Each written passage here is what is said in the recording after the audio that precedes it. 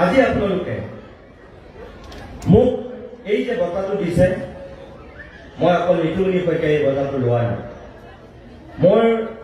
নিজৰ এটা উত্তৰণ হৈছে বুলি মই ভবা নাই। মই আপোনালোকক ৰাজহুৱাকৈ এই কথাটো কৈছো যে এই বঁটাটো মোৰ প্ৰতিদিন গোষ্ঠীৰ প্ৰত্যেকগৰাকী সংবাদ কৰ্মীৰ নামত মই উৎসৰ্গা কৰিছো। আৰু প্ৰতিদিন গোষ্ঠীৰ যিটো আমাৰ চেতনা, যিটো আমাৰ ধাৰা, যিটো জাতীয়তাবাদী চিন্তাক আমি ধৰি ৰাখিবলৈ চেষ্টা কৰো, মই ইয়াৰ পৰাই মই আমাৰ কাকত, টেলিভিছন, আলোচনী সকলোৰে লগত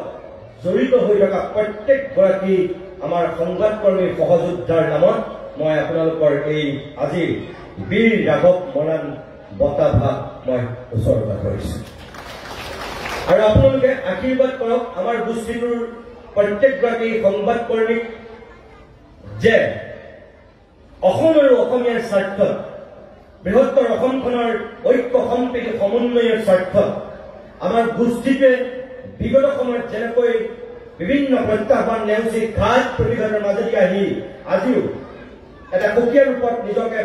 উদ্ভাসিত কৰি ৰাখিবলৈ চেষ্টা কৰিছে, আমাৰ গোষ্ঠীটোৰ অধ্যক্ষ জয়ন্ত বৰুৱা ডাঙৰীয়াই যেনেকৈ বহুত প্ৰত্যাহ্বান গ্ৰহণ কৰিও আজিও প্ৰতিদিন কৰি ৰাখিবলৈ চেষ্টা কৰিছে, আমি তাৰ মাত্ৰ সহযোগী হ'বৰ কাৰণে চেষ্টা কৰিছো। তাৰ গোটেই গৰিষ্ঠখিনি অংশীদাৰিত্ব কিন্তু আপোনালোক নহলে আমি তেনেকুৱা এটা পৰ্যায়ত থাকিব নোৱাৰো। আৰু আপোনালোকে ইয়াৰ পৰাই আমাৰ জয়ন্ত বৰুৱাকে প্ৰমুখ কৰি মোৰ প্ৰতিদিন টাইম আৰু প্ৰতিদিন কাকতৰ প্ৰত্যেকগৰাকীক এটা আশীৰ্বাদ সূচক হিচাপে আপোনালোকে হাত চাপৰি দিয়ক যে আজিৰ এই বীৰ ৰাঘৱ মৰাণ বঁটাটো মই লৈ যেনেকৈ গৌৰৱ বোধ কৰিছো, তেনেকৈ মই আশা কৰিছো আমাৰ গোষ্ঠীটো